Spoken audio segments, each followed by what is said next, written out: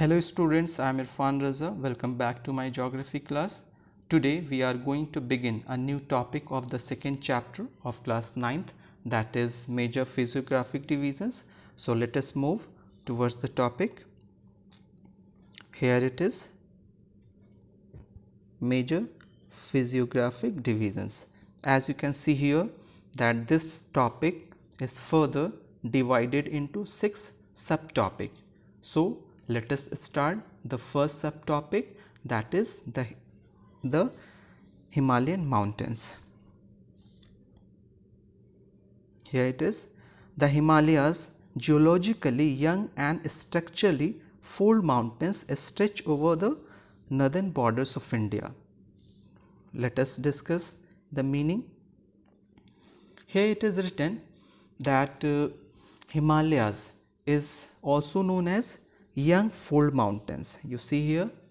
Now it is called so because it is formed 15 million years ago when Indian plate collided with the Eurasian plate. This we have already discussed in our previous class. So let us see what is the next line. These mountains ranges run in a west-east direction from the Indus to the Brahmaputra. The Himalayas represent the loftiest and one of the most rugged mountain barriers of the world. They form an arc which covers a distance of about 2400 km. Their width varies from 400 km in Kashmir to 150 km in Arunachal Pradesh. The altitudinal variation are greater in the eastern half than those in the western half. The Himalaya consists of 3 parallel ranges in its longitudinal extent. A number of valleys lie between these ranges. Now let us discuss the meaning of these lines. Once again I would take you towards the map. With the help of map we will try to understand the meaning of these lines. As you know that the mountains, especially the Himalayan mountains, stretch over the northern borders of India. This is the northern borders of India, and in this part Himalayas exist. And if we talk about its direction, so it runs from west to east direction, like that. And if we talk about, or if we demarcate the area of Himalaya, so it will be according to rivers, like between Indus river and Brahmaputra river. The next thing that we need to know is Himalayas form an arc. See here, this is arc which covers a distance of about 2400 km. If we talk about the total distance of Himalaya, so it will be 2400 km from Kashmir to Arunachal Pradesh. And if we talk about its width, so the width varies from 400 km in Kashmir. This is 400 km total, you can say, width, and in Arunachal Pradesh it is only 150 km. The altitudinal variation are greater in the eastern half than those in the western half. What is the meaning? Actually, it is said that if we divide Himalaya into 2 parts, western and eastern, then it is said that eastern part of Himalaya having the higher, or you can say higher altitude. For example, and what is the reason? The reason is very simple. As you see here that Mount Everest, Kanchenjunga, Makalu and others important, you can say, world's highest peaks are situated or located in this area. Now the next one is the Himalayas. As we have got that Himalayas consist of 3 parallel ranges. So here this is the first one. This is Himadri. This is Himadri. Second one is Himachal, and third one is Shivalik. So now one by one we will discuss these ranges. So let us see what is written here. The northernmost. The northernmost range is known as the Great Himalaya, Inner Himalaya or Himadri. It is most continuous range consisting of loftiest peak with an average height of 6000 meter. It contains all prominent Himalayan peaks. So once again we are going to discuss these lines with the help of map. Here it is.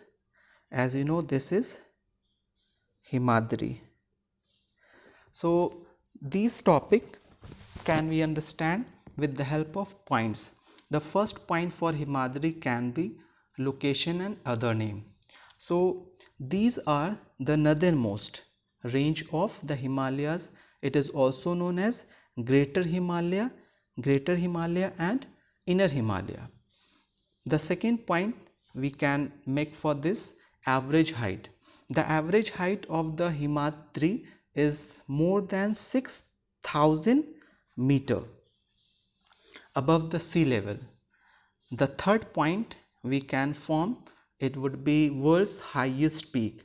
The Himadri contains some of the world's highest peak like you see Mount Everest is here, Kanchenjunga is here, and in the same manner Nanga Parvat, Nanda Devi. So these are some Himalayas important peaks. And the fourth point that we can make for Himadri is nature and glacier. The fold of Greater Himalaya are asymmetrical in nature. What is the meaning of asymmetrical? Asymmetrical means irregular in shape. It means that it is not in a it is not in a perfect shape, and the core of this part of Himalaya is composed of granite. It is perennially snowbound, and a number of glaciers like Gangotri, Yamunotri descend from this range. It means that this is the part of Himalaya which is covered with glaciers, and this glaciers is the main source of a number of perennial river. Perennial river means a river that has water throughout the year, and you know Ganga, Yamuna and so many rivers like Satluj, Indus, Brahmaputra. So all these rivers have its source from here, and definitely in this way these rivers are also known as perennial river. So this was all about Himadri. Now let us discuss the next topic, that is Himachal. So as you can see here, the next parallel ranges is Himachal. So once again here as you can see that the altitude varies between 3700 and 4500 meter, and the average width is of 50 kilometers. So once again all these points we can discuss with the help of map. Here it is. So as I mentioned 4 points for Himadri, in the same manner I am going to discuss 4 more points for Himachal. The first point will be same, location and other name. The Himachal mountain ranges lie between the Himadri and Shivalik. See here, this is Himadri and this is Shivalik, and between these two, you know, Himachal lies. That is why it is also known as Middle Himalaya and Lesser Himalaya. The two other name of Himachal is Middle Himalaya and Lesser Himalaya.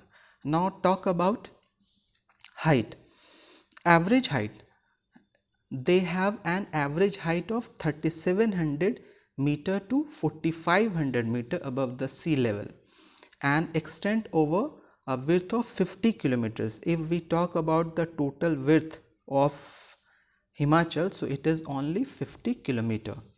The third point we can make for important hill station. All the important hill station of India are mainly situated in this range, I mean Himachal.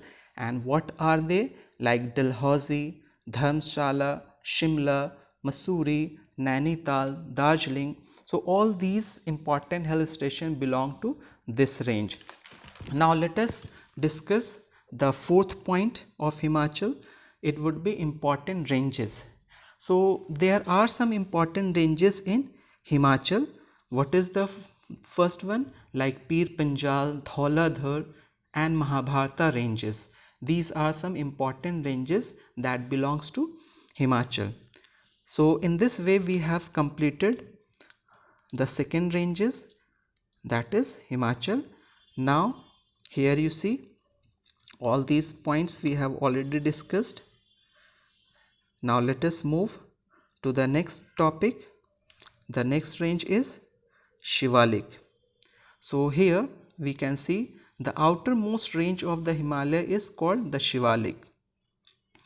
They extend over a width of 10 to 50 km and have an altitude varying between 900 and 1100 meter. So all these lines we can once again discuss with the help of map. So let us move towards the map. Here it is. See, as we have got 4 points for Himadri as well as Himachal.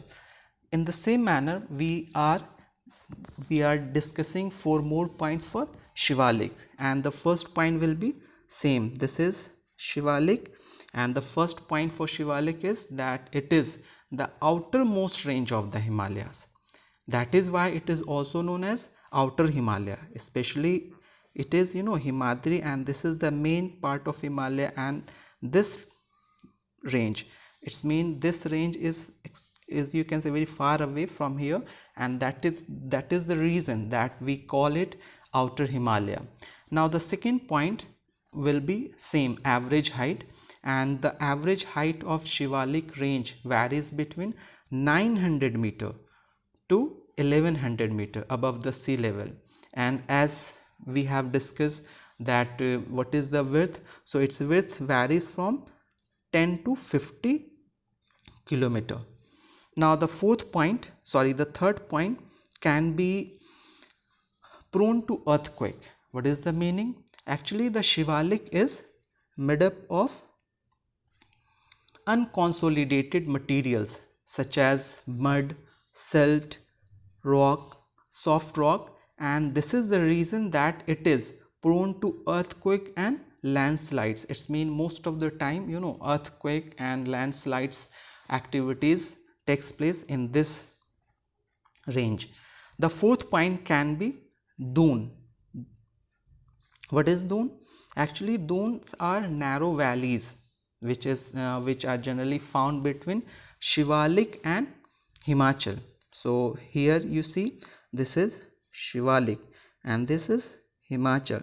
So between these two there are some narrow valleys, and these narrow valleys are mainly known as dunes. For example, you have heard like Dehradun. So it is not only Dehradun, but there are more dunes also like Kotli Dune and Patli Dunes.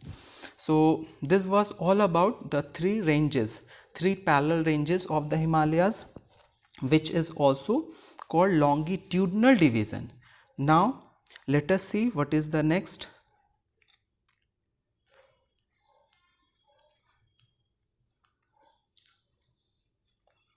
Here it is. See, beside the longitudinal division, the Himalayas have been divided on the basis of region from west to east. It's mean that right now we have discussed one division of Himalayas, that is also termed as three parallel ranges of Himalaya, and it is mainly known as longitudinal division. The second division is on the basis of regions. See here, on the basis of regions demarcated by rivers. It's mean that Himalayas have been also classified or divided on the basis of areas, and these areas have been fixed by rivers. So once again I will take you towards the map in order to understand this topic. The first one is Punjab Himalaya, and Punjab Himalaya lies between two rivers, which are they? Indus and Satluj river. So this is the area of Indus river and this is the area of Satluj river. So between these two rivers, the part of Himalaya is known as Punjab Himalaya, and this Punjab Himalaya is also known as Kashmir Himalaya and Himachal Himalaya. The second one is Kumaon Himalaya. So here it is, this part. This part is known as Kumaon Himalaya. So between which two rivers Kumaon Himalaya lies? So it is Satluj and Kali river. This is Indus river, this is Satluj river, and this is Kali river. So the area between Satluj and Kali river is mainly known as Kumaon Himalaya. The third one is Nepal Himalaya. So the part of Himalaya which lies between Kali and Tista river. Remember, the part of Himalaya that lies between Kali and Tista river is known as Nepal Himalaya. The fourth one is Assam Himalaya. This is the fourth one. And how can we demarcate it? So the area that lie between Tista and the Dihang river. So here the Dihang river is, okay. So in this way, this area is known as Assam Himalaya. And the last one is Purvanchal. This area is called Purvanchal. So how can we learn? So beyond the Dihang river, there is a gorge known as Dihang Gorge. Gorge means a narrow valley or V-shaped valley. And here the Himalaya bends sharply, as you see here. Here Himalayas comes and thereafter it start to bend towards southward direction. So here we can say, and spread along the eastern boundary of India. See, this is the eastern boundary of India, and they are also known as Purvanchal or Eastern Hills. It means that Himalaya starts to bend towards the south at the eastern boundary of India, and because of that it is called Purvanchal. And this area is covered with dense forest. The Purvanchal comprises the Patkai hills. So see here mainly there are some hills which can be termed as broken hills, like this is Patkai hills, then Naga hills, then Manipur hills and Mizo hills. So these four hills mainly form Purvanchal. So in this way we have completed our today's topic, the Himalayas. Now the next topic, that is the northern plains. So we will discuss in our next class. Till then, goodbye.